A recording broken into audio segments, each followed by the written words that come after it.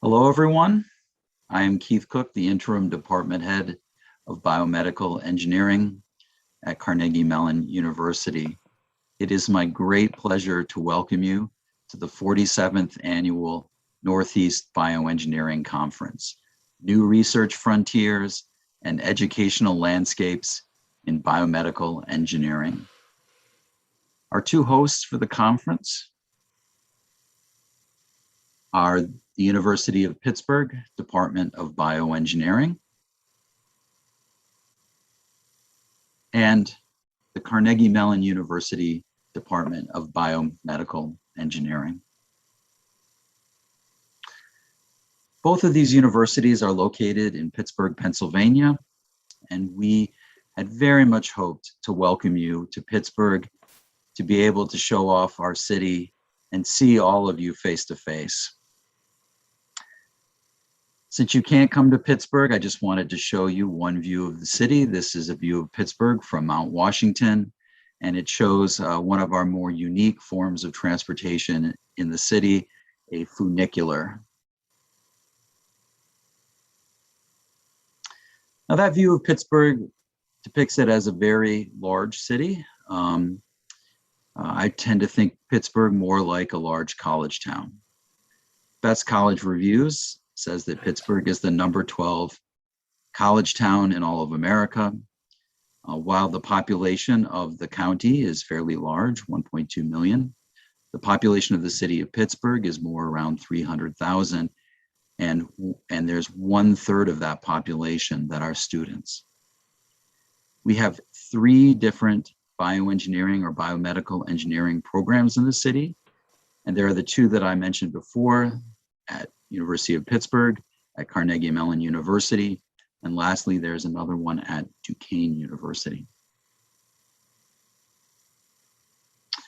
So despite that we can't see you in person, we are very excited about this conference, and we are very excited by the attendance here. We have 56 different institutions that are represented, and there are 775 registrants. This word cloud that you see here shows the number of registrants based on, depicted as the size of the university or institution. And while there is obviously great attendance from University of Pittsburgh and Carnegie Mellon University because we sponsored this, I also want to give a shout out to the whole state of New Jersey who have attended quite well here at the conference. We are also very excited by the 194 abstracts that were submitted. Now, one thing that is clear, both because we're in this virtual format and when you look at our abstract submissions, is that these are challenging times. And another thing that's exciting is seeing how we as a community are facing these challenging times. So obviously we're in the middle of a pandemic. We have very high rates of infection of SARS-CoV-2 and high rates of disease with COVID-19. And if you look through our abstracts, you'll see abstracts that are addressing this crisis. There are abstracts on preventing infection, diagnosing that infection, and monitoring the progression of the disease state. There are abstracts on treatment of acute and chronic respiratory insufficiency, both of which are going to be important topics even when we are out of this pandemic. And lastly, there are abstracts addressing our efforts towards reducing the burden of patient care for our clinicians during this time. Now, I also want to point out a couple sessions where we are addressing the challenges of education during this period. And that is both because of the pandemic and in terms of bringing greater equity to bioengineering education. So I want to point out one talk by John Drizan, a service learning approach to anatomy and physiology instruction at a historically Black college. This is Wednesday, March 24th from 2 to 2:15 p.m. And this is good instruction on how we can bring greater equity to education in general. Next, we have a panel discussion which features some of the leading bioengineering educators in our Northeastern community. And it is called Changing the Landscape of Education. And that is Thursday, March 25th from 8:30 a.m. to 9:45 a.m.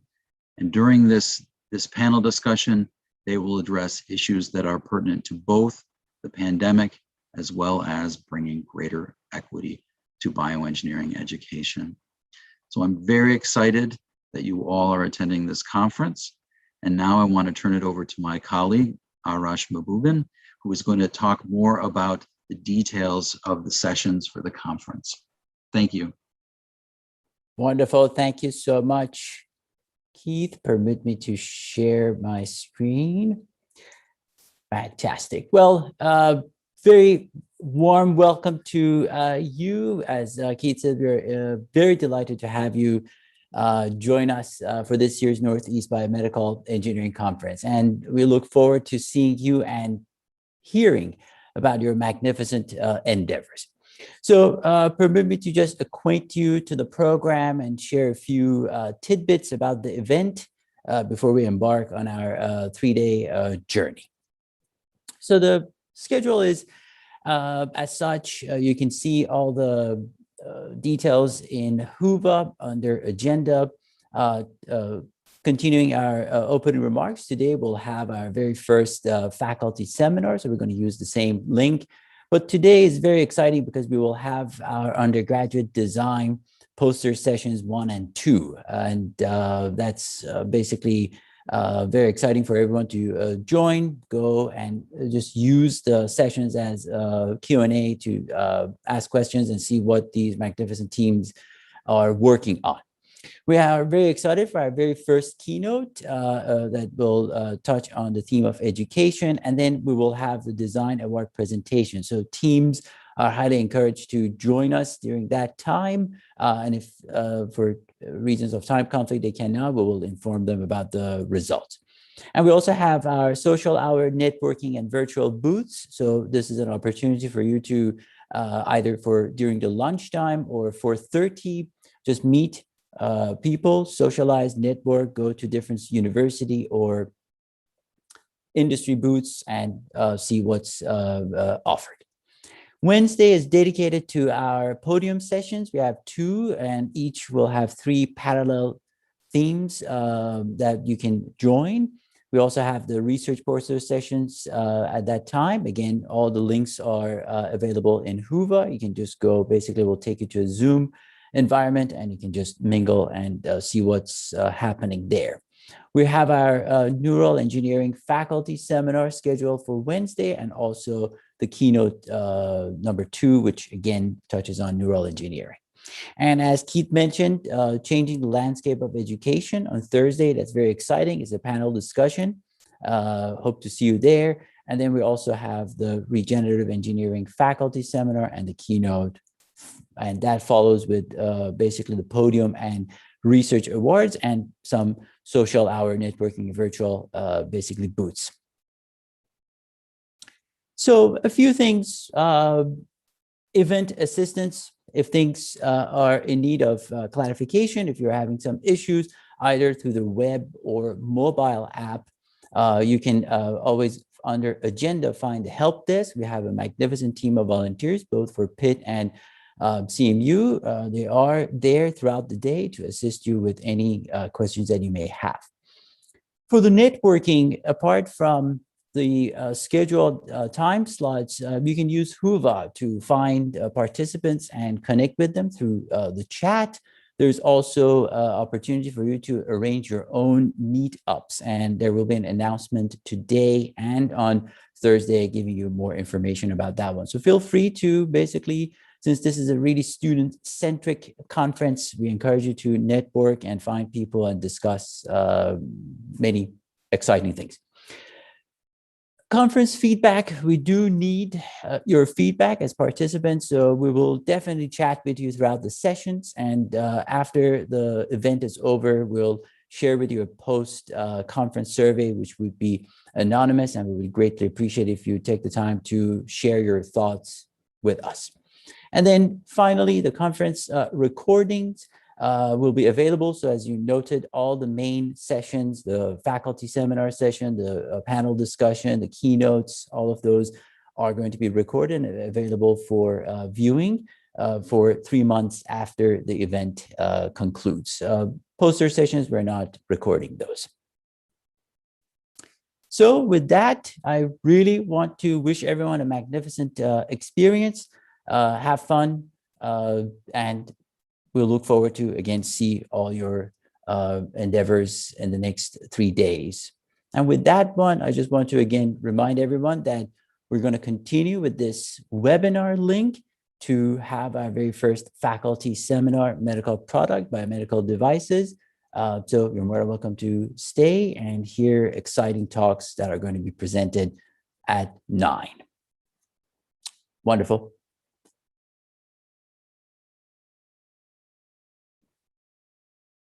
Okay, folks. Dr. Zhang, all yours.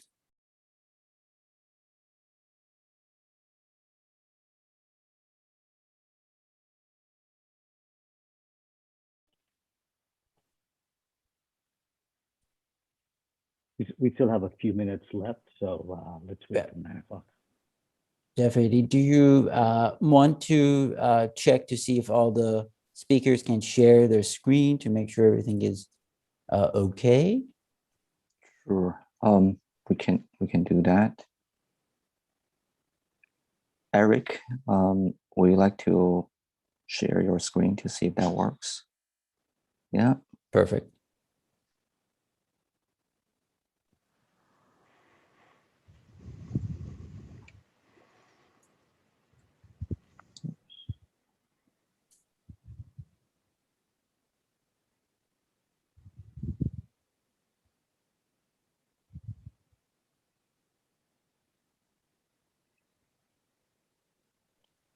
Dr. Cole, would you like to see if your screen works as well?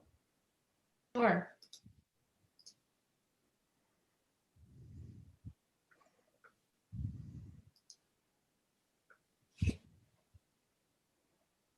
Okay. Yep, that works. And Jenna, would you be so kind?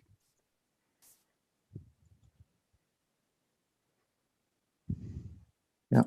Wonderful. And we have Chetan, if you would be so kind.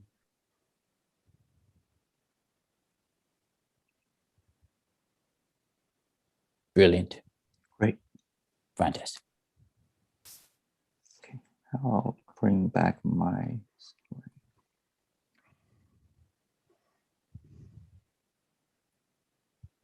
Okay.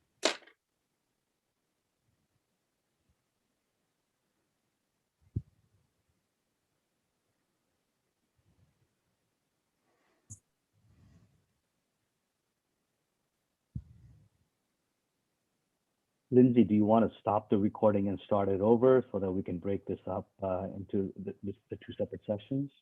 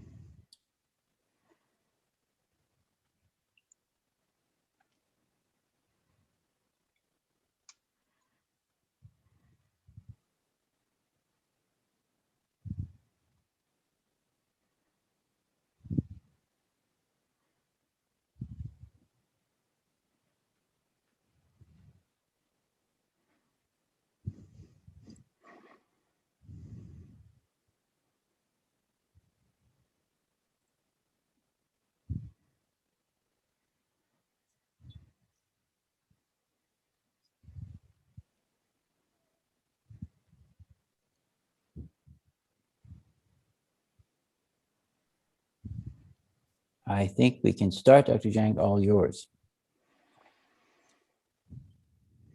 Good morning, everyone. We will kick off our NEBEC conference with a faculty seminar session in medical products and biomedical device. I'm Xiang Zheng from Carnegie Mellon University and happy to be the chair of this session. We will have 4 excellent presentations. Each talk is allocated 15 minutes, and I will prompt the speaker when the time is 1 minute left. There will be an additional 3 to 4 minutes for Q&A. Please post your questions directly to the Q&A of the Zoom webinar interface. I'll read those questions to the speaker during the Q&A. If you have additional questions, I'm sure the speakers will be able to connect with you via Hua chat or provide their contact information for further discussion. This session is also being recorded in Zoom. Our first speaker is Professor Eric Brownless from Stony Brook University. Eric's labs focus on microfluidic devices to perform single-cell analysis. The title of his talk today is From Single-Cell Analysis to SARS-CoV-2 Diagnostic, a Capillary Journey. Welcome, Eric. Thank you. Let me pull out my slides. Okay. So thank you very much for the opportunity to give an idea of what we do. So I'm associate professor from the Department of Biomedical Engineering at Stony Brook University. I'm very excited to be here. I try to embark you in what I call the capillary journey, and the idea is like to show you how I will transmit like my excitement about microfluidic development. So I develop microfluidic devices to facilitate single-cell analysis. So I'm sure you've seen this type of slides. In conventional methods, you aggregate all the cells together, and when you do some measurements, you obtain an average measurement over the whole cell population. When you do single-cell analysis, though, what you get is the distribution of the parameter of interest across the cell population, right? So you can really look at have like finer details about the population and like know about the presence of cell subpopulation, and that is very important in many different fields. I like to take the example of cancer because we tend to focus on this. In cancer, one cell, right, can give rise to a tumor, right? So it's very important to look at cell by cell. So my technology of choice is Droplet Microfluidics that I contributed to develop while working at Raindance Technologies. And in this technology, what we do is like we take a sample, you can see here flowing from left to right, and we encapsulate in monodispersed droplets that is surrounded by immiscible fluid, immiscible oil. And this is a technology held as a high throughput or very high throughput because we can generate and manipulate those droplets at thousands of droplets per second. So when I went back to academia, I was looking for kind of finding my niche, and I realized that because I'm interested in single-cell genomics in particular, I realized that there was a discrepancy between this throughput and the capacity of sequencing platforms. Sequencing platforms can typically sequence hundreds, a few thousands of cells per run, while we could, with Droplet technology, really generate prepare tens of thousands of cells easily. So there was a clear discrepancy here. Then I decided really to focus on, to define a problem like this. What about pressure samples, such as biopsy samples that contain hundreds or few thousands of single cells, and where every cell counts, right? That's kind of the framework. So I decided to go into that space that was kind of unexplored, and decided to retool. My strategy was to retool Droplet Microfluidics to basically trade the throughput for better control and address some inefficiencies in Droplet Microfluidics for single-cell analysis. And one big inefficiency is that you depend on, when you encapsulate cells, like here, you depend on Poisson distribution or Poisson statistics. What it means practically is, like you can see on the left, bottom left here, this is for a concentration of cells that would correspond to 1 cell per droplet. And what you obtain is like 1/3 of the droplets have no cell. 1/3 of the droplets have a single cell, and the rest of the droplets have more than 1 cell. So now if you want to do true single cell analysis with droplets, you have to sacrifice over 90% of droplets that would end up empty, so that you've got about 10% of droplets containing only a single cell. So taking that into account, and within the framework of what I call pressure samples, we came up with a strategy called trapping and encapsulation. And the idea here, we use those structures that permit, these are chambers, and you've got like a winding channel around, and they're designed such that the cell that comes in is going to go into the next chamber available. And when you do that, basically the next one cannot go into the chamber because that first cell plugs basically the flow through that chamber. So you go to the next one, and so on and so forth. So what we did with trapping, we made it, I won't go into the details, but we made it extremely efficient. And then the idea is, like, now we know that, I mean, we've got the cells that plug still the flow through the chamber, right? So there's no flow. So if we inject oil, the oil would go around, will loop around, and then basically create droplets. Then what we could do is reverse the flow and retrieve the droplets for further processing. So really what I want to focus on is really the encapsulation part here. And the encapsulation was very good, but not perfect. I mean, we got, like, for fixed cells, 86% success rate, and live cells, 78% success rate. And really that's really what got me thinking, and how I started pivoting the project. So just to show you the last step, that's droplet retrieval. So we can push them out of their chamber and further process them, or just collect the sample. So to give just a very quick summary of this, we got excellent trapping efficiency, no empty droplets. The droplet volume does not depend on the cell size here. And once trapped, the cells can be observed. That's another level of information we can get. It's whole passive method. And I won't go into details because we published that a few years ago. So you can find the details in this paper in Lab on a Chip. Now, what got me thinking is really, what's the mode of failure mode of the encapsulation, right? Because I strongly believe that that's where we learn things. So here we've got the time lapse going from top to bottom, and they all goes the same way. So you see the first frame, you've got the interface here, and then interface basically snap off. But what is interesting to look at is really the cell. So it plugs here, it's like round shape, and now it gets squeezed out through this small capillary channel, right? And that's exactly how we lose cells. So if we try to depict this, what's happening here, basically when we inject oil from the inlet, we've got the pressure increases, right? The pressure increases, and at some point in the cell, and the plugging by the cell is not perfect, some flow goes around, creates some shear that can deform the cells, even like squeeze it, I mean, push it out through the capillary channel here. So it got me thinking, why does it work? So why does it work is, like, that's the same process, right? I mean, the pressure keeps increasing until you reach the capillary channel from the other side and you cut it off, right? So at this point, what is inside the chamber is kind of frozen. So my idea was like, okay, why don't we cut off the capillary channel first, right? In other words, why don't we inject oil from the backside, from the outlet? And the way that would work is you've got the interface that comes here, and basically the interface would go through the loop here and not through the small capillary channel, thanks to capillary effects, right? The interface, it would take the interface too much energy to go through this very small opening.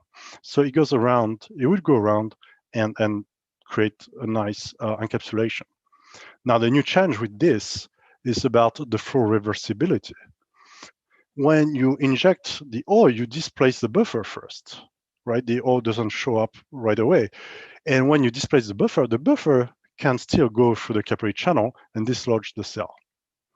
And to address this, we came up with the idea of using a hook or secondary trapping mechanism, right? So when you dislodge the cell up, you catch it on its way out. Now, if we look at what's going on really at the chamber level, so in red, we've got the streamlines that go through the chamber. And again, the flow is reversible, so it could be one way or the other. And we look at the hook, how to design it and position it. So if the hook encompasses all the streamlines, it's great for secondary trapping, but we don't get cells trapped in the first place. Now, if the streamlines go around the hook, that's great for primary trapping, but not so great for the secondary trapping. And we address that by adding another structure within the chamber to create a kind of pinball system. So the cells comes in, go around the hook, go around that extra structure, get trapped. When it gets dislodged, basically the structure displaces the cell towards the hook. And that way, we should be able to get like perfect primary and secondary trapping. So let's see how it works. This is a polystyrene bead, 16 micron in diameter, that gets in. And you see it goes around the hook, around the structure, and it's going to nicely get trapped. And now we injected air from the outlet, not oil, but we can use air or oil. And you see that the bead got trapped by this hook. Now, of course, you can notice that we've got two hooks, right? The first one I mentioned so far, and this other one. Basically, it's to create a nuke. And we saw a new opportunity here, because by creating the nuke, this first particle gets stuck here, and then we can bring another particle. In this case, we bring a cell, right? And the new opportunity is the ability to create pairs, right? Do bead cell pairing or cell pairing in a very deterministic way. So that's like now larger, more traps. Basically, secondary trapping, we got like about 91% success. While for cell bead pairing, I got about 93% success. So it works very well. It's highly efficient. So what we planning to do with this, basically, so first we kind of broke the flow reversibility thanks to the cell wall interactions, actually. That's why we can break that reversibility, because we use particles.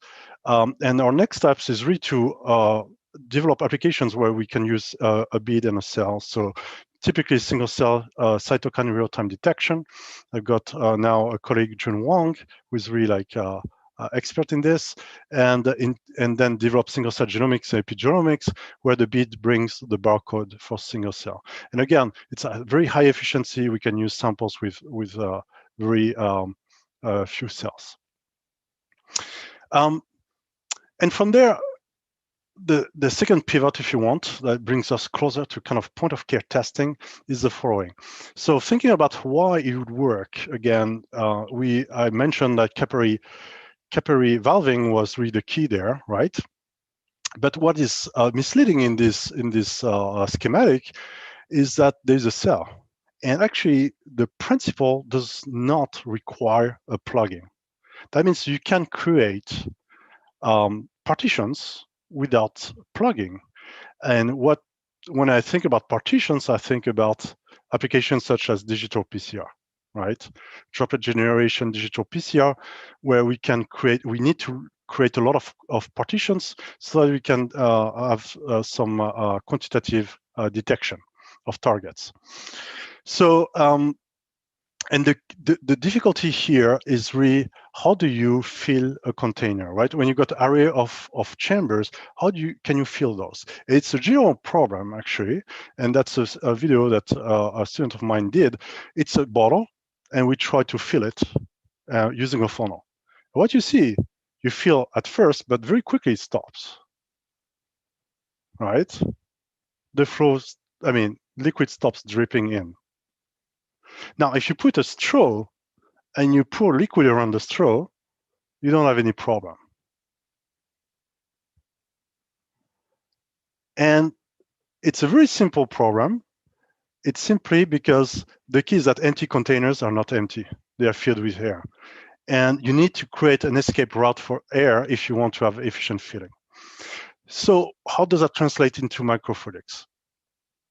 It turns out that PDMS, that everybody pretty much uses as a material, the escape route with PDMS is the material itself. Now, on the other hand, it's not cost effective for large scale manufacturing.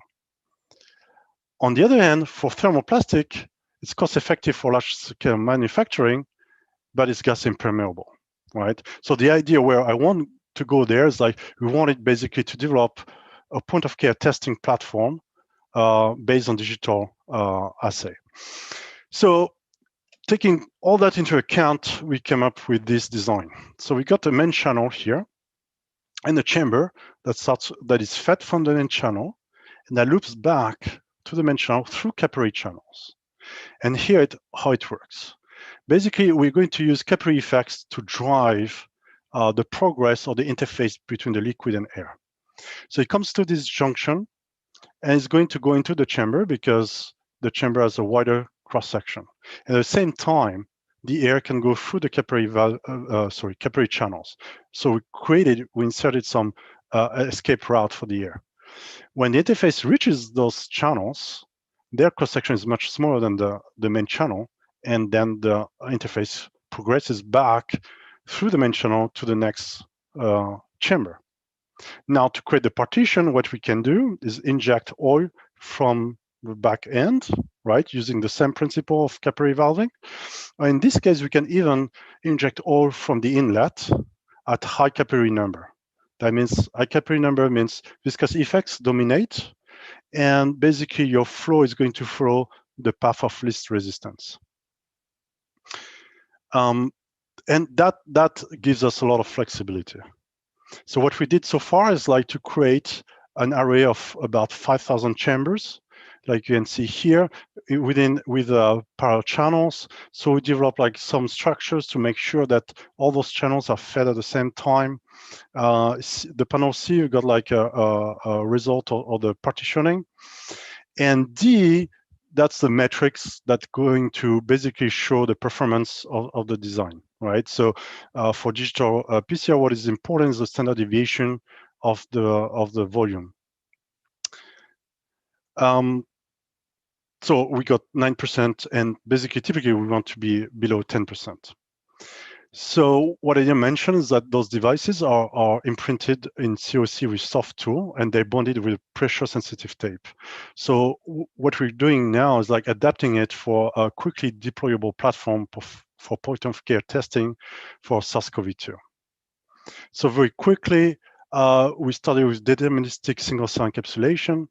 We'll be able to pivot that into deterministic particle pairing and encapsulation, and further pivot that to create a digital microfluidic platform in plastic or thermoplastic.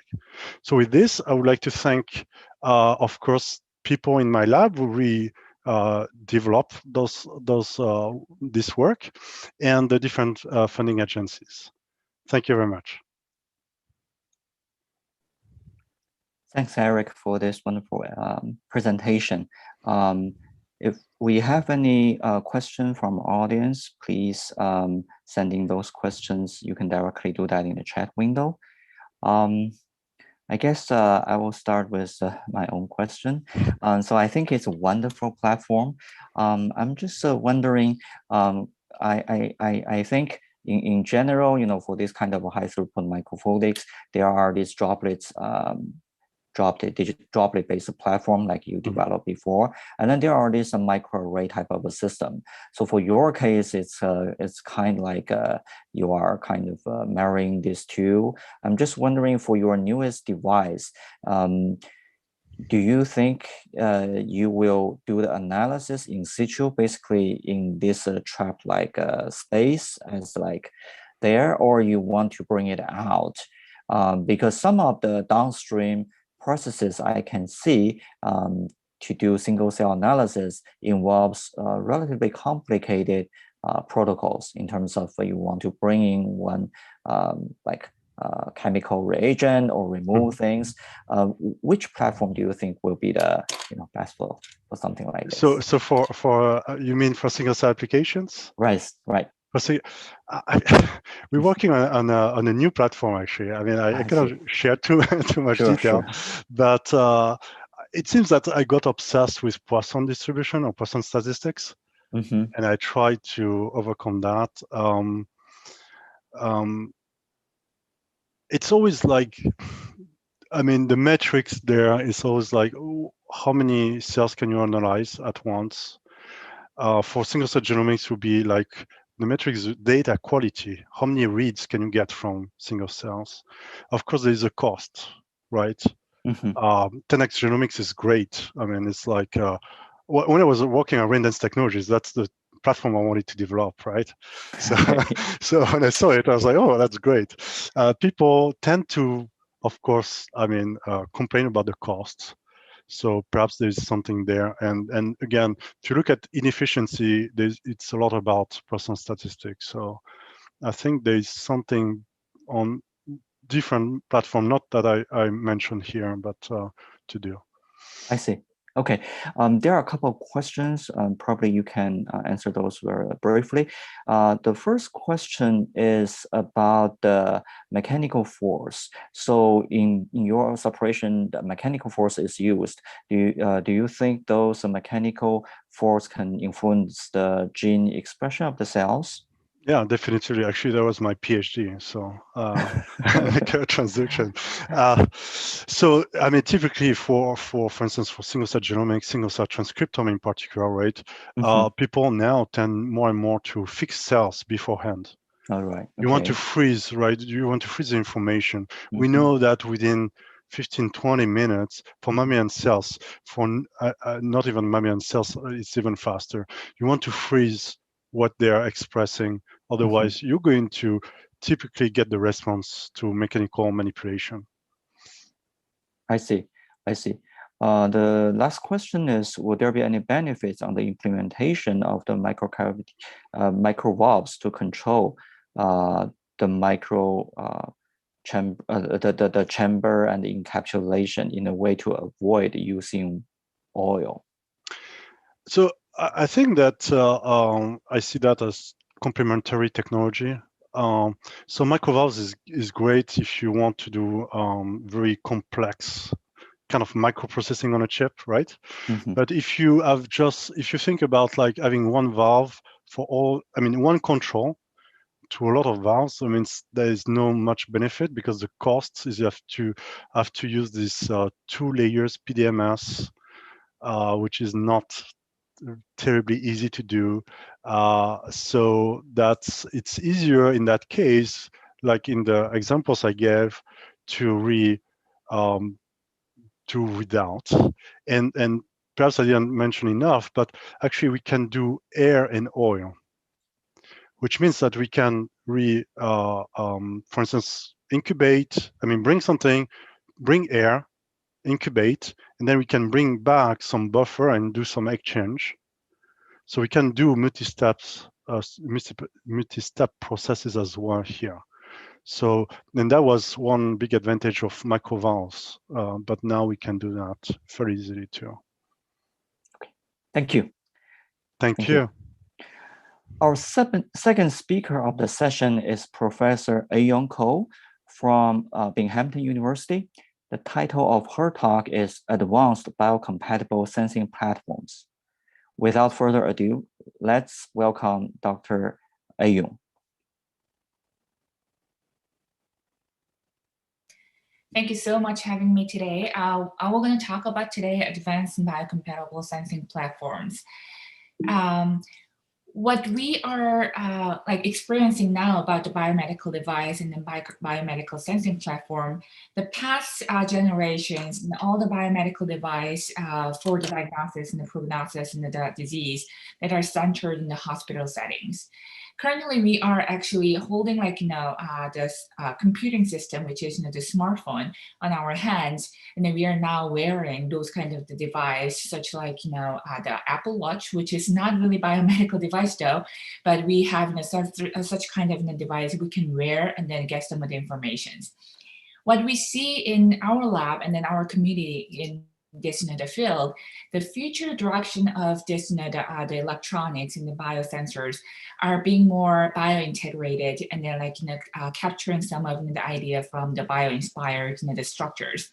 What this actually means is the biosensor that can laminate on the skins, that can go into the organ system while they're beating or kind of changing their fluids on top of this in the organ systems. To achieve this kind of biomedical device, we have to solve one of the main kind of hurdles in our systems. So the bioelectronics and the biomedical device that we are using now is the building on top of the rigid electronics. Those are planar and rigid and stiff and hard, which is very, very different than our biological systems. Our body system is soft, stretched, flexible, often that are covered with the excess of the fluid, and then they keep evolving, they keep moving, our heart, cardiovascular systems. What we wanted to achieve in this the biomedical device in the field, we wanted to overcome those kind of mismatch of the mechanical properties and developing flexible and stretchable and soft biosensing systems that can go into our biological system directly. Obviously, we are not only one, wanted to achieve this kind of the dream. There is a lot of the brilliant and cutting edge research scientists working on this in the field. They develop a lot of the new technology and the new strategy to overcome this the fundamental mismatch between the electronics and the biological systems. That includes the epidermal electronics, three-dimensional membranes, some kind of injectable electronics, which the soft microfluidics, biodissolvable electronics. There's a lot of the biomedicals and the bio inspired device are available in this field, and then very straightforward and very reproducible. Fabrication method is developed in the field. So the main idea is how to make the sensor being flexible and stretchable to become the more biocompatible into our biological systems. So there's a lot of that research has been done in this field in very recent 10 years. In our research group specifically, we wanted to go beyond this point. Not only the flexible and stretchable, but also improve this the flexible and stretchable electronics become biocompatible in the sense of integrating in our biological systems. Those kind of the body and electronics will available to interact with all kind of the biological systems, skin, eye, teeth, and the spinal cord, and brain, and heart. So there is a lot of the potentials we can actually incorporate this kind of electronics. And by kind of creating the new advanced and the biocompatible this biomedical device, we could actually able to do some kind of the biomedical measurement, including biopotential measurement, and bioanalytical measurement, including the gas and the small molecules, and all sorts of information can get from this the biomedical device in situ. In our group, we are more interested to develop those kind of the platform that enables us to do this kind of applications. So today we're going to talk about the 4 different type of biomedical device that we are working on in our group that are include nanofiber soft bioelectronics, epifluidics, and flexible needles, and like recycled the sensors. The first one that I want to introduce you guys is based on like nanofibers and soft bioelectronics. The current bioelectronics, in the current soft bioelectronics, we just saw in like an introduction slide, they are based on like the films of the soft elastomeric films that's normally built on like a PDMS that are the very mimicry mechanical structure, mechanical properties of our the skins. However, if you're building up this, the electronics with this polymeric film, it still have some kind of interface between the biological systems and like this electronics, which causes the heat retentions, sweat accumulations, and there is the hardly the gas exchange when they are fully conformally the laminate on top of the skins. So those kind of the limitation actually cause the limit the long-term stability and long-term analysis, and those kind of the limitation causes the inaccurate measurement. So what we see in this in the limitation and how to overcome this, we wanted to mimic this kind of whole platforms more bio-inspired in the structures, which is in the artificial extracellular matrix electronics. Our artificial, the extracellular matrix structure is based on the fibers in the structures, which allows to us, the breathables and like the free mass exchange between the biology and in this the electronics. So instead of using like the thin polymeric films, we develop the ultra thin fibrous porous films to create the platform for the electronics can develop on top of this kind of substrate. This is not really the first the attempt that we did. The previously the group in the University of Tokyo, Someya's group, they published in 2017 using the electrospinning method, creating gold nanomesh for this kind of the structure of the electronics. However, this method has still limitations. One, the gold fiber cannot stretch with the skins, and two, because of the lack of the substrate, there is a limitation to incorporating the other electronics on top of this kind of platforms. So our idea is the creating this the porous films developed with the PDMS and the introducing the electronics on top of this the porous films. PDMS itself is hard to electrospinnable because of their material properties.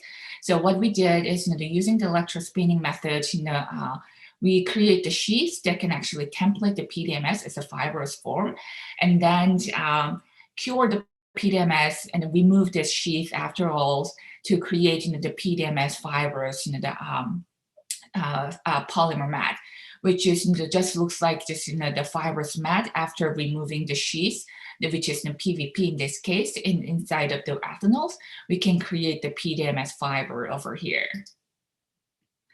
As you can see, the process after the electrospinning process is just easily removable. This the sheath while soaking this the sheath inside of the ethanols or the water.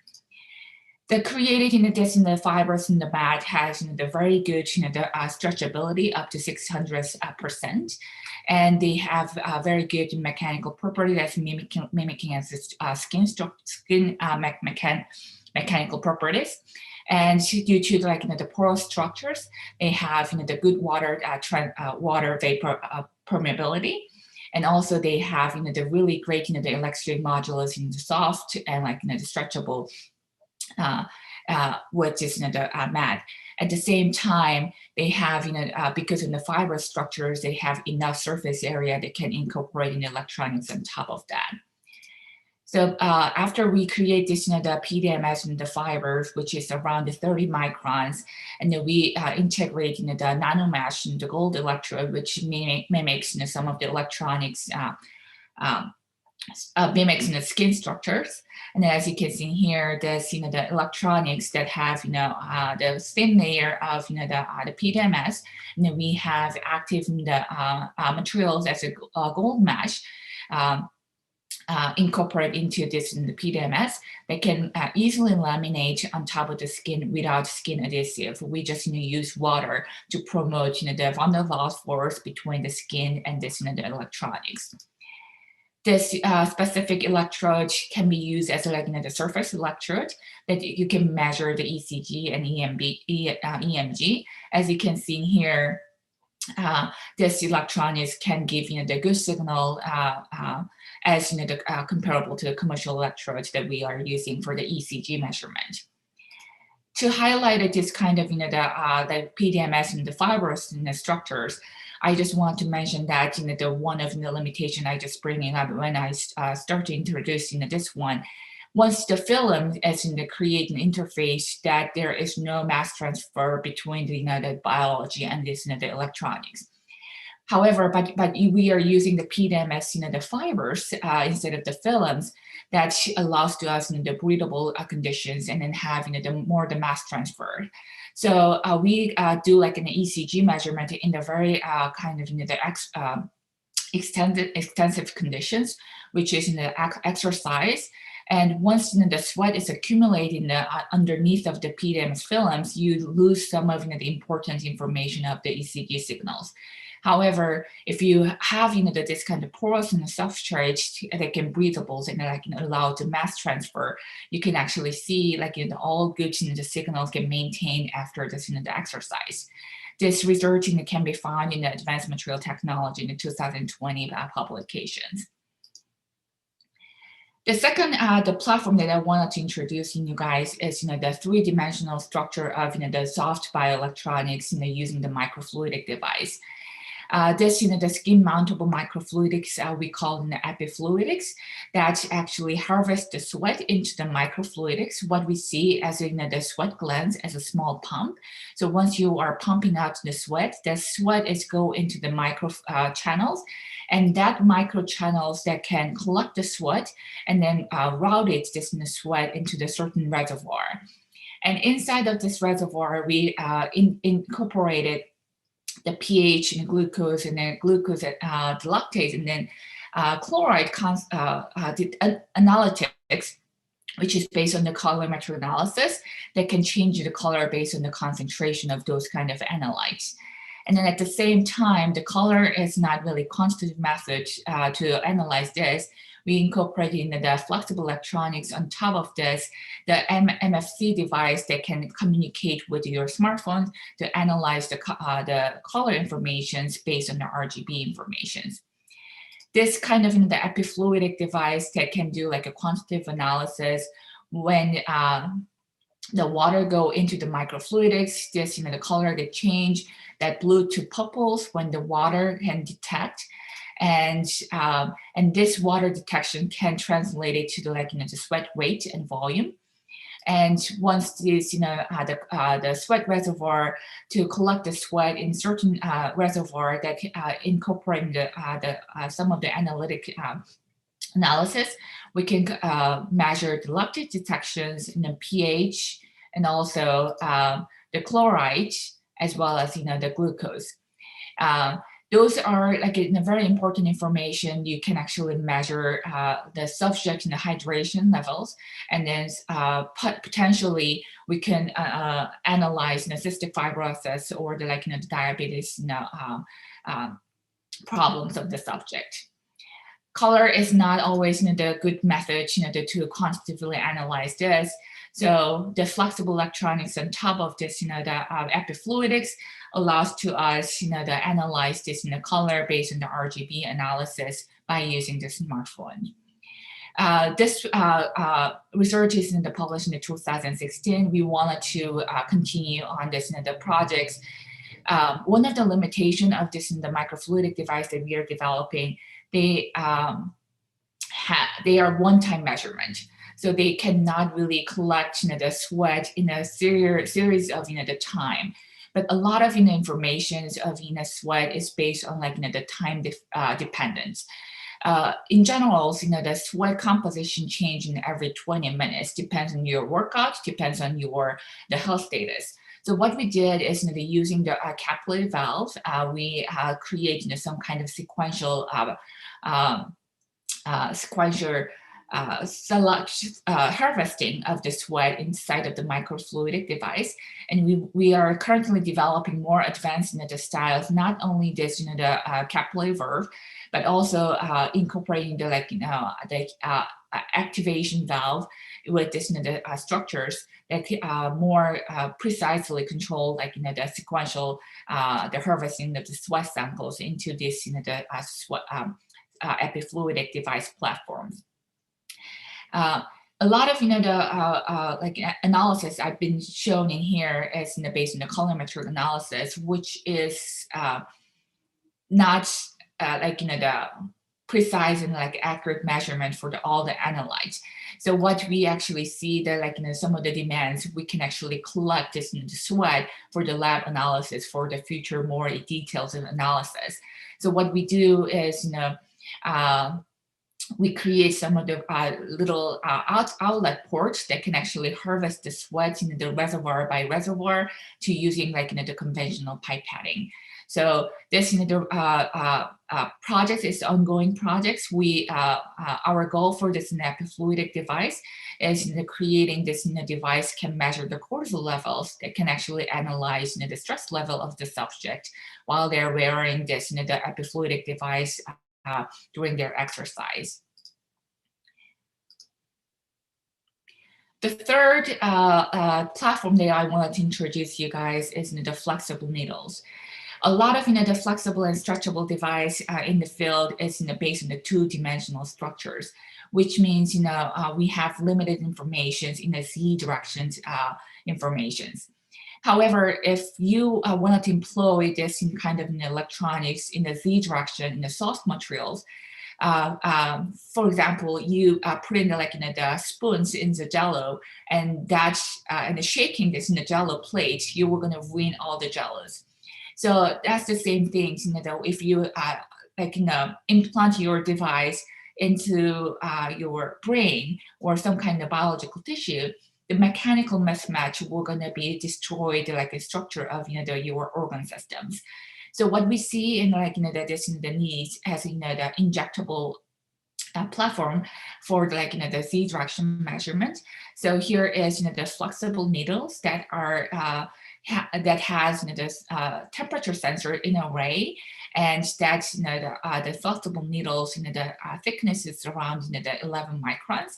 And then as you can see here, this the needles is actually implanted into the rabbit heart that could measure the transmolarity while they were doing the cardiac ablation monitorings. So as you with the ablations, you can actually see the Z directions and measurement in temperature in real time by using this the flexible needle platforms. I wanted to highlight this that this platform can be used in any kind of neuroengineering analysis if you can actually incorporate some kind of the dopamine sensor on top of this needle sensor. If you could incorporate some of the piezoelectric materials on these needles, you can also measure some kind of the mechanical properties of the cells while you are implanting this device into the Z directions. The fourth, the last but not the least, the device and the platform I wanted to introduce in here is based on the upcycling some of the electronics. You probably want to speed up. Sure. There is a lot of the electronics that are wasted in the field, and then we kind of see the compact disc. They have the gold films inside the active films in the compact disc. So we harvest this in the film from the CD and the pattern to the stretchable structures, and also we can actually get in the CD kind of the active materials converted into the ECG measurement or some kind of real-time electrochemical sensor measurements, including lactate and the glucose and the oxygens. And then this, like a device can transform to the biodesorbable electronics and also the heating system for this. So we can actually harvest the films from the electronic waste and then convert it into the advanced electronic systems. I will say this is not really my work, it's our work in our group. I have a lot of the good students in our group, and then they are actually contribute this all kind of the research that I introduced today. And we have the good collaborators with our group that can actually advance our research into the next levels. Thank you so much hearing my talk today, and then I'll welcome to take any questions. Thank you. Thank you, Ayo. Let's see. I don't see any question in the chat. Because of the time, I think we'll just move on. So if there are questions from our audience, please post your question in the chat. I am pretty sure Ayon will still be able to respond to those questions, right? Sure. Thank you so much. Thank you. Our third speaker of this session is Professor Jenna Mueller from University of Maryland. The title of her presentation is See and Treat Strategies to Improve Cervical Cancer Management in Low and Middle Income Country. Welcome, Dr. Mueller. Introduction and opportunity to speak today. I'm going to be talking about two different technologies that we're developing to improve cervical cancer management in low and middle income countries, or LMICs, as I'll refer to them for the remainder of the presentation. So this work is motivated by the disparity in cervical cancer mortality seen around the world. And as you can see from this map, the burden of disease is primarily in LMICs located in the global south. In fact, 84% of the 270,000 deaths that will occur this year will be in LMICs. And this is because a significant proportion of women are still not being diagnosed, and even fewer are being treated. But we have an opportunity to address this problem in our lifetime because cervical cancer is well understood. Virtually all is caused by the human papillomavirus, or HPV. It's slow growing, meaning we have a long time to intervene, and survival is high if caught and treated early. The cervix is located in between the vaginal canal and the uterus in the female reproductive tract.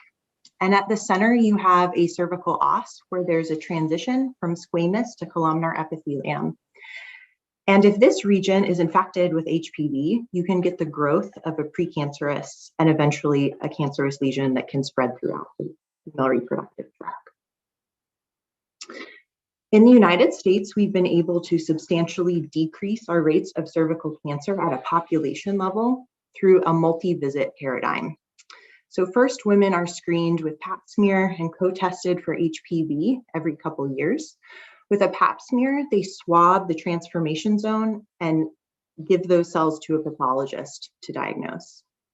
If a woman has a positive screen, she's asked to return a second time to her OBGYN for an exam called colposcopy guided biopsy, where they view the cervix with this device called a Coposcope. And if any region looks suspicious, they take a biopsy, and again, it's sent to pathology. Then if a woman is diagnosed with precancer, she's asked to return a third time to her OBGYN for a procedure called LEAP, where they use an electrocautery tool to scoop out the transformation zone. And so while this works well in places that have a lot of medical infrastructure, there are profound barriers for implementing this in LMICs for a variety of reasons. The first is that up to 75% of patients are lost to follow-up care, meaning they don't return for subsequent visits. So the World Health Organization recommends a see and treat paradigm when possible, where women can be diagnosed and treated in the course of a single visit. Access to pathology is also limited in many LMICs, which is needed for both pap smear and biopsy. A recent study from Tanzania found that there was only one pathologist for every 2.5 million people, whereas we have over 140 times that workforce in the United States. And then lastly, technologies like HPV testing and LEAP require high initial capital investment, access to constant electricity, and HPV requires banking of samples, which doesn't lend itself to a see and treat paradigm. So because of this, there's a need to reinvent the care cascade for LMICs. One potential approach is to have women do HPV self-testing at home, and then if diagnosed with HPV, they could be seen and treated in the course of a single visit, hopefully by a primary care provider that's more accessible. But in order to realize this vision, we need new technologies that are low cost, easy to use at the primary care setting, and ultimately accessible to women at the point of care. So the first project I want to talk about is the pocket colposcope. So I mentioned that colposcopy is used for confirmatory diagnosis in the United States. This is what a colposcope looks like. It weighs 150 pounds. It costs upwards of $20,000, and you have to plug it into the wall. And so you can imagine this might not be accessible in many LMICs. One of the reasons why it's so expensive is because it views the cervix from outside the patient's body over a foot away. And so one way we thought to decrease the cost and complexity of this device is to instead bring the colposcope up close and put consumer-grade electronics in the tip of a probe. And so over several years, we developed the pocket colposcope. It can be built for a few $100s. It weighs less than half a pound. And rather than plugging it into the wall, it has a USB that can be plugged into a laptop, tablet, or smartphone, and that powers the device and enables providers to view the image. But we didn't start out with that device. Often we like to show the nice final results in research, but with biomedical device design, it's a highly iterative process. These are some of the earlier generations that we worked on before we got to this nice beta unit that we developed with our industry partners. In each of these generations, we ended up demonstrating different desired capabilities that were articulated by providers we were working with in LMICs. And one thing that was really interesting that we didn't initially think of is that it needs to be easy to clean between patient uses. Often we use autoclave or gas sterilization in this country to clean medical equipment, and those kinds of technologies and facilities often aren't available in LMICs. So we made our device waterproof so it could be submerged in bleach or Sidex in order to clean it between patients. We also wanted to ensure that providers got the same diagnosis with our device compared to the standard of care colposcope. So this is a study design that we did in Peru. Providers placed the speculum and applied different contrast agents that are commonly used to highlight lesions, took an image with the pocket and then an image with the standard of care, collected biopsy, which was sent to pathology, and then the images from both devices were sent to 4 different providers who did not know the pathology result in order to provide a diagnosis. Here's some images from that study. You can see the standard of care image on the top and the pocket on the bottom. And you have an example of a woman with a normal cervix, low-grade and high-grade precancer, and then invasive cancer. And then here's those same cervices stained with a different contrast agent called Lugol's iodine that's commonly used in Peru. And so those images were sent to providers, and we found that their diagnosis agreed 83% of the time between the 2 devices. And when compared to an independent metric of pathology, they agreed around 65% of the time and had similar sensitivities and specificities. So far, the pocket has been used to evaluate more than 700 women in 7 different countries around the world. We also recently obtained FDA clearance through the 510(k) pathway and formed a startup company with the goal of selling units by the end of 2021. So next I want to transition and talk about treatment. I mentioned LEAP previously. It's an electrocautery tool used to scoop out the cervix, and this is a excisional procedure that has to be performed by an OBGYN. And so it's expensive, it requires electricity and an expert to perform, and so it's not widely accessible in LMICs. Because of this, the World Health Organization recommends ablative approaches that can be used by primary care providers in LMICs. One of those is cryotherapy, which uses a tank of liquid nitrogen to cool down a probe to freeze off the lesion. But this is still moderately expensive, around $85 a treatment, and it requires these gas tanks, which can be difficult to procure and transport, particularly in rural communities. Another ablative approach that's gaining popularity is thermocoagulation, but again, this is still moderately expensive, comparable to cryotherapy, and the probes must regularly be replaced. And so again, this doesn't lend itself to these low resource environments. So because of this, we're developing an alternative low-cost treatment based on ethanol ablation, which basically just involves ethanol and a needle and injecting it into a lesion, and it dehydrates the cells, leading to necrosis. It's previously been used to treat hepatocellular carcinoma, and here you can see the needle inserted under ultrasound guidance. So we took this and applied it to an epithelial lesion like we see in the cervix. We selected a hamster cheek pouch model of oral squamous cell carcinoma. And we found that tumors were about 30% of their initial volume 7 days after ablation. So we got modest efficacy, but tumors didn't completely go away. And when we were doing these injections, we found that the fluid leaked everywhere. So in order to retain ethanol where we were injecting it, we added a polymer called ethyl cellulose that dissolves in ethanol, but forms a gel when it hits an aqueous environment like tissue. And we found that adding this polymer to ethanol didn't significantly affect cell viability, so we still got good cell kill in HeLa cells, which is a good sign. So we took our EC ethanol and applied it back to the hamster cheek pouch model, and we found that lesions completely sloughed off 7 days after ablation.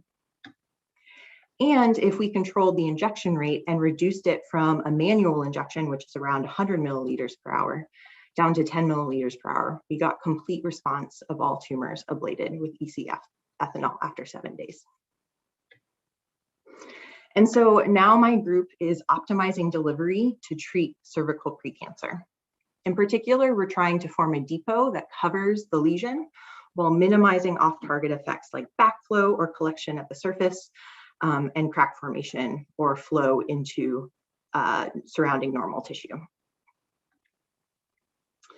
So first, to minimize backflow, we wanted to minimize this phenomenon called dimpling, or tissue deformation around the needle tip, because we want to maximize the compressive stress between the needle and tissue interface. So we found that 27 gauge needles inserted at 10 millimeters per second achieved high actual needle depths and less dimpling. And we also found that we needed to program a needle depth of about 7.6 millimeters or higher in order to insert the needle up to 4.8 millimeters, which is the depth required to treat 99% of high-grade cervical dysplasia. We also looked at orienting the needle bevel in different directions. So we oriented it away or outward towards the outer edge of the cervix, and then inward towards the os and the endocervical canal. We added fluorescein to our injections and then flash froze the tissue we were injecting and sectioned at different depths to image where the fluorescein distribution was located. We found that when the bevel was pointed inward, that we got a lot of leakage into the endocervical canal, starting where the needle tip was located, about 4 to 5 millimeters down into tissue. And when we reconstruct 3D volumes and look at a side view through those 3D volumes, we see that we get a lot of fluid leakage into that endocervical canal. So we want to point the needle bevel outward, away from the os. We also looked at different infusion volumes, injecting into, these are actually pig cervices that are similar in size to human cervices. And we use CT to image, to non-destructively image the volume of ethanol that we were seeing. Ethanol is less radiodense than tissue, so we can actually easily see our injections in tissue. And then we applied a threshold and segmented the volumes. And here you're looking at a side view of what we saw. And then we quantified those volumes, and we found that the percent volume retained in tissue was much higher for low infusion volumes of 500 microliters or less. So all of these parameters informed our design specifications to develop an injector that can be used to deliver EC ethanol into a swine cervix in order to conduct studies to assess safety and efficacy in a large animal model. And so in this design, we incorporated different actuators to drive the needle and the syringe to pump fluid through the needle. And we incorporated a camera and an LED light source so we could find the cervix in vivo. And here's a picture of our prototype. And then we successfully ablated a pig. We were able to find the cervix, inject EC ethanol with all the parameters I previously talked about. And after 24 hours, we excised the cervix and stained it with NADH diphorase, which stains viable cells blue and doesn't stain necrotic regions. And here the pig was injected at the 12 o'clock position. So as we section down through the tissue, we can see a large region of necrosis, particularly around 4 to 5 millimeters, where the needle tip was located. And we saw no abnormal vitals or adverse events. And so moving forward, we're planning to do this study in a larger cohort of animals to demonstrate safety and efficacy before moving into human trials. So today I talked about two different technologies, the pocket Coposcope and EC ethanol ablation, that together could be used to enable a see and treat paradigm for cervical cancer prevention in LMICs. And then lastly, I'd like to acknowledge my lab, collaborators on both projects, and funding primarily through the NCI. And with that, I can take any questions. Thanks for your attention. Thanks, Jenna, for this very interesting talk. For our audience, if you have any questions, please put your questions in the chat window. I can probably start just for a quick question. So for your treatment method using ethanol, do you know how long will the ethanol stay with the tissue after the injection, and do you need multiple treatment or just a single treatment? Mm-hmm. Yeah, great question. So we found that after 24 hours, we cannot see the gel any longer in vivo. So we are thinking that based on some of our bench testing that we can see the gel up until about the 24-hour time point, and then we don't see it anymore. We also know that a single injection actually achieves really good efficacy in our preclinical studies so far. Previously, when ethanol ablation has been used to treat hepatocellular carcinoma, they actually have to do repeat injections because, you know, it's a flash in the pan. Ethanol just goes everywhere and is very quickly cleared in a highly vascularized organ. I see. We have a question from Eric. You mentioned the see and the treat parts. What about self-testing at home step? Any thought on that? Yeah, great question. So we have partnered with a provider. Her name's Dr. Megan Hutchko, and she actually works in Peru. And she has done a lot of testing of self-collection of swabs for HPV testing of women there, and found that, in fact, they get really nice results even when women do a self-swab. And so we were envisioning partnering with her because she's been implementing the HPV self-collection in Peru. And so then once women are diagnosed as HPV positive, then they can come in and be seen and treated by their provider. I see. Thank you. I don't see any other questions, so we'll probably move on to the final talk. Thank you. Thank you. The last speaker of our device faculty seminar session is Professor Chetan Patel from Temple University. The title of his presentation is Mobile Phone-Based Screening for Neonatal Jaundice in Low-Resource Settings. Welcome, Chetan, to the podium. Thank you, Dr. Zheng. Is this, you all are seeing the presentation here? Yes. Yeah. Yes.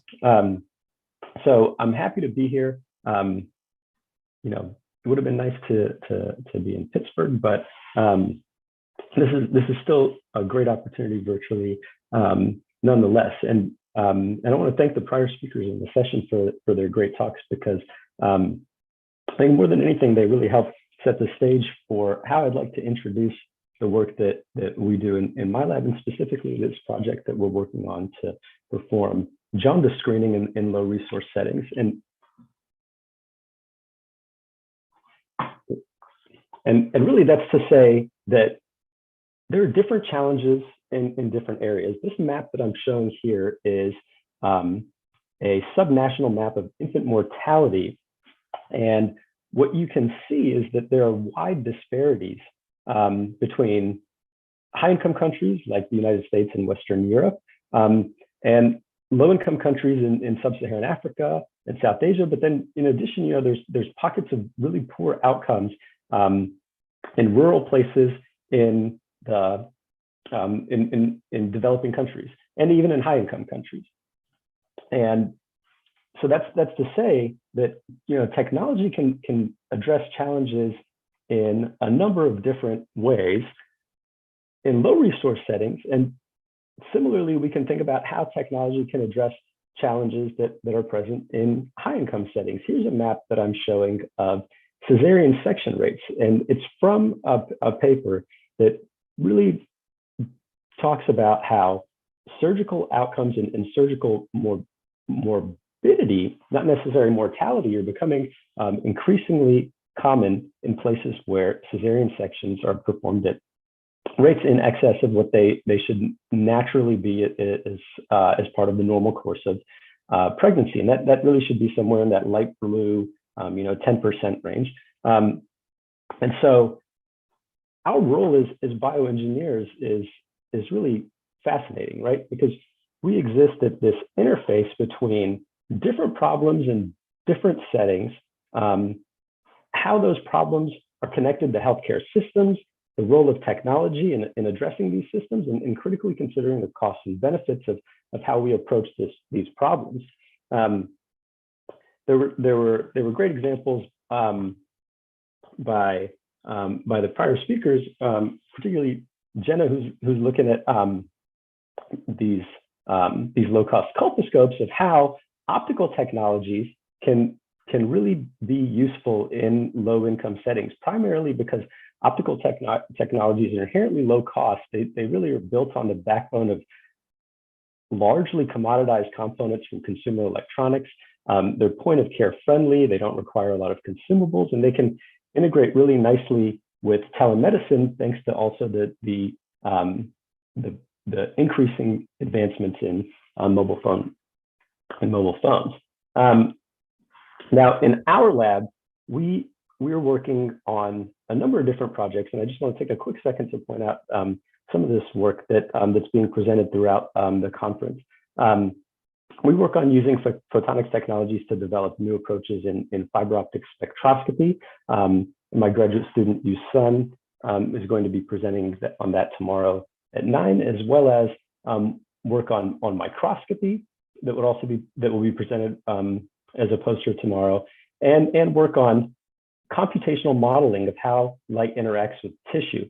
And I have a graduate student that's presenting a poster on that tomorrow as well. Today, what I'm going to talk about is our work on mobile phone transcutaneous bilirubinometry. And the reason this is important, and the reason that screening infants for jaundice in particular is important, is because every infant that's born undergoes some mild state of jaundice in the first few days after birth. This is physiologically normal because jaundice is really the result of the buildup of bilirubin in your circulation. And bilirubin is a byproduct of hemoglobin breakdown. And when your systems for metabolizing bilirubin are immature, you can become jaundice. Now, the clinical challenge, however, is that some infants, for a variety of reasons, including genetic conditions that are prevalent in sub-Saharan Africa and South Asia, fall victim to extreme or prolonged jaundice. And differentiating between physiologically or normal jaundice and this excessive jaundice is challenging. And if it's not done appropriately, the neurotoxicity of bilirubin can result in lifelong neurological impairment and even death. Similar to infant mortality, this burden is borne primarily in low and middle income countries. And the reasons for this are multifactorial. Management of jaundice involves screening, and this is typically performed with blood tests assessed against a nomogram for risk.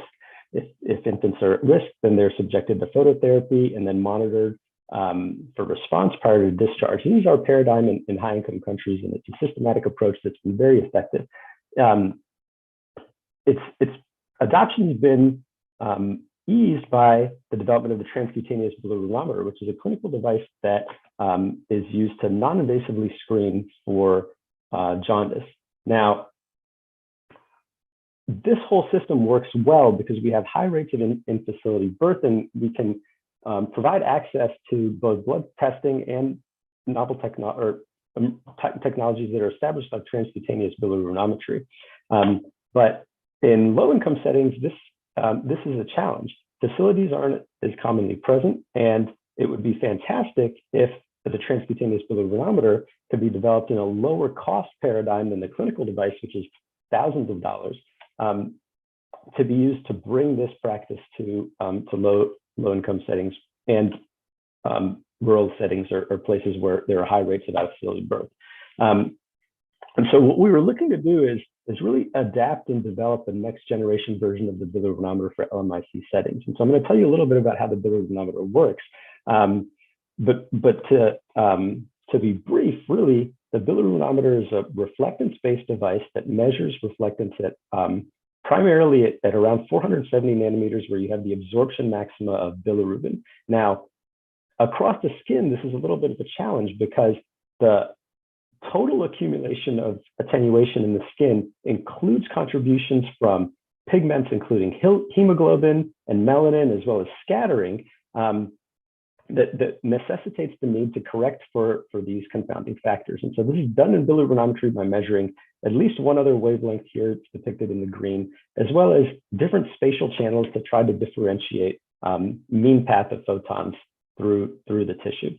And this works out pretty well, actually. In the initial paper, there was a nice regression, and this has become established in the standard of care. Now, what we're trying to do is use the mobile phone as a building block to perform the same device. The mobile phone has a camera that can serve as a detector, a flash that can serve as a light source.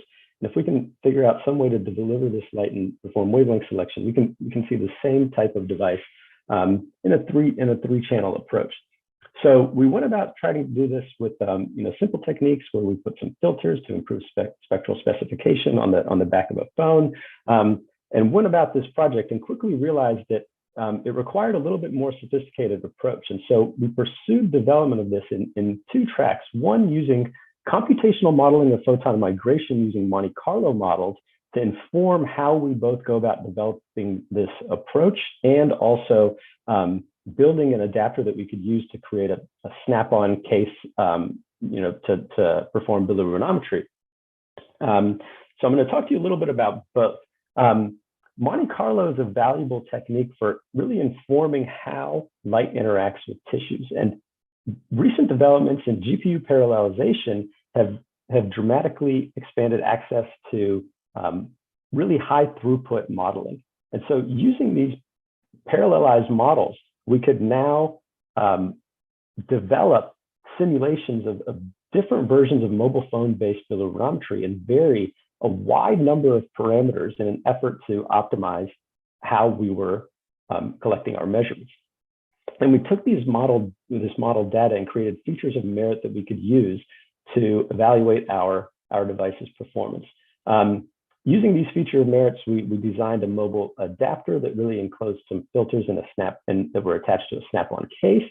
And while this was going on, some really interesting work was coming to light in the literature regarding bias of transcutaneous bilirubinometry when performed on African infants. And the gist of this was that, in fact, mechanisms for correcting for pigmentation in transcutaneous bilirubinometry were not complete. Infants with African origin had an overestimation, and we were able to use our Monte Carlo models to to determine that this was in fact systematically part of how transcutaneous bilirubinometry and the calibration models used to perform transcutaneous bilirubinometry manifested in the clinical measurements. So our model showed us that, as melanin and bilirubin varied, essentially the measured reflectance became its flattest when bilirubin and melanin as a combination were high, indicating that you had this combination of factors that was creating uncertainty in the patients that really needed accuracy the most. In addition, the model showed us that if you don't correct for melanin, you overestimate bilirubin, which is what the clinical study shows, and the sensitivity decrease occurred while bilirubin levels were increasing. So using this model really helped inform us both of how to design our device and what the pitfalls were of pigmentation-dependent biases in bilirubinometry. Now, after we took into account these factors and designed our phone, we went about piloting it in clinical studies at multiple sites, both at Vanderbilt University in Nashville in the United States, as well as a couple sites in sub-Saharan Africa with collaborators at Aminu Kano Teaching Hospital in Nigeria and Muhimbili National Hospital in Tanzania. Our protocol was really just to make measurements from the sternum and reference them against bilirubin measurements from the blood.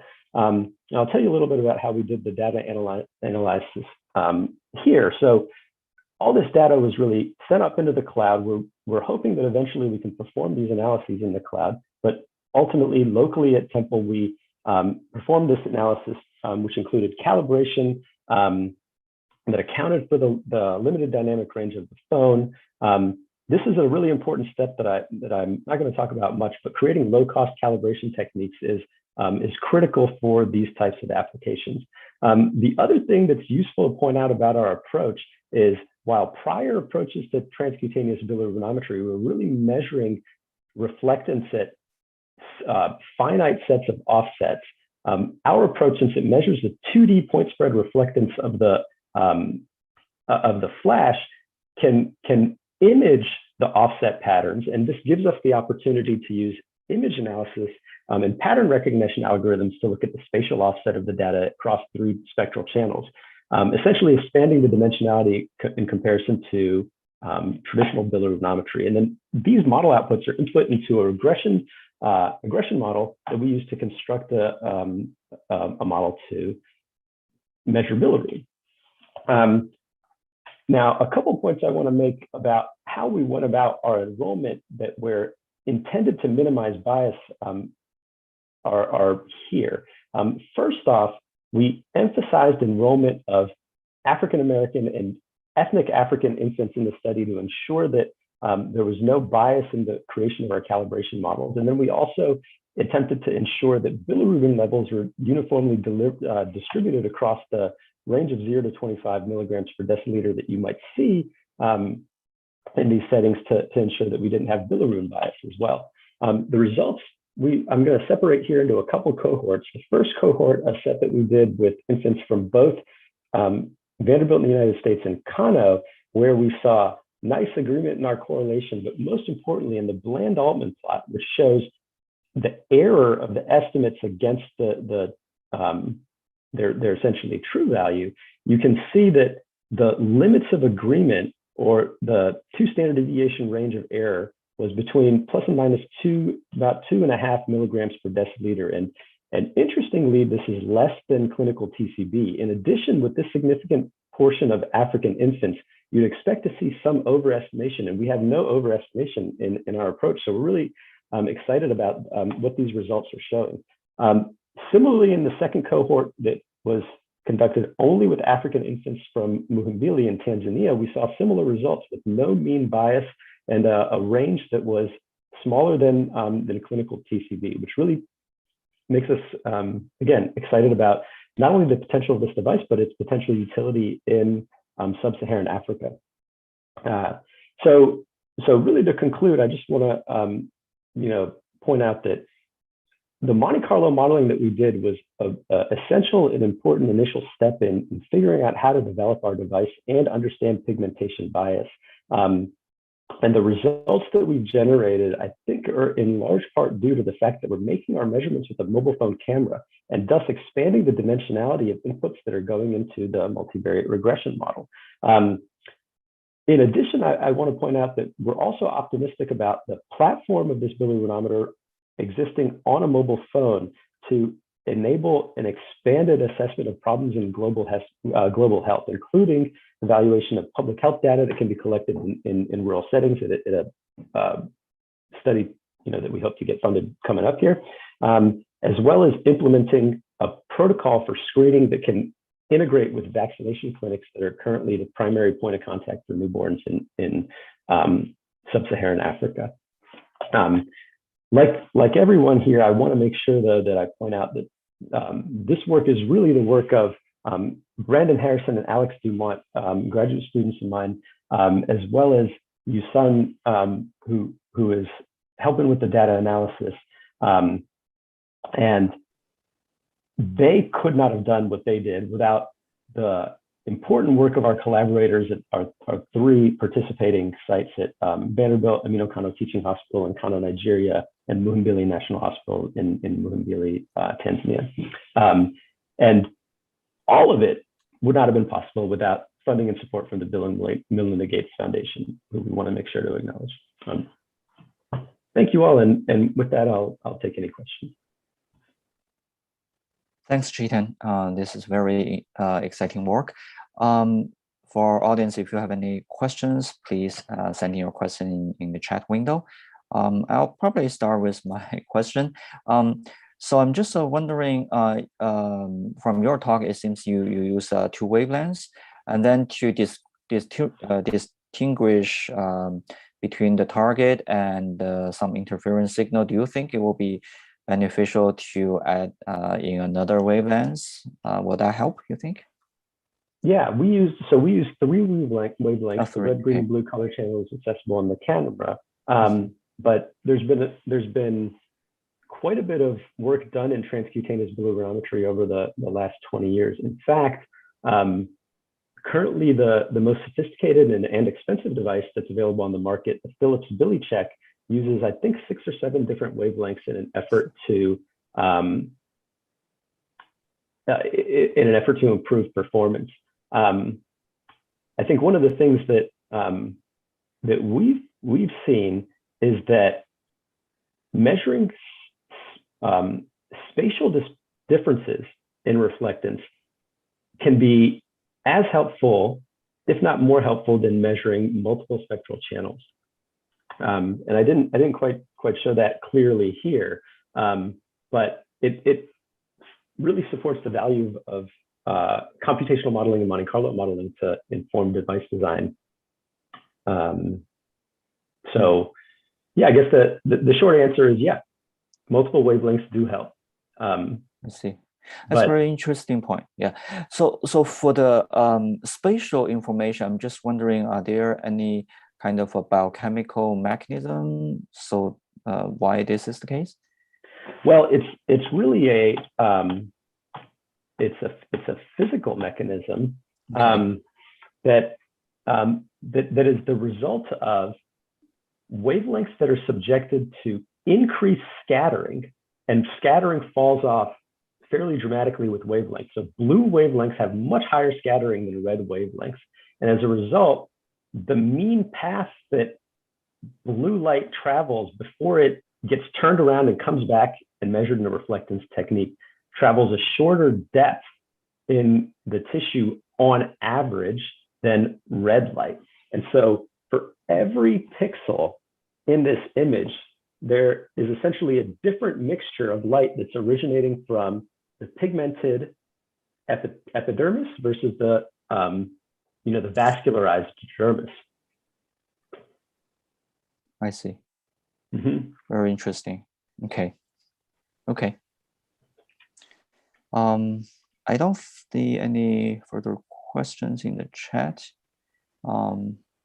So okay, I guess that this will conclude our session. Okay, I'd like to thank our speakers and audience. Please enjoy the rest of the conference, and everyone have a wonderful day.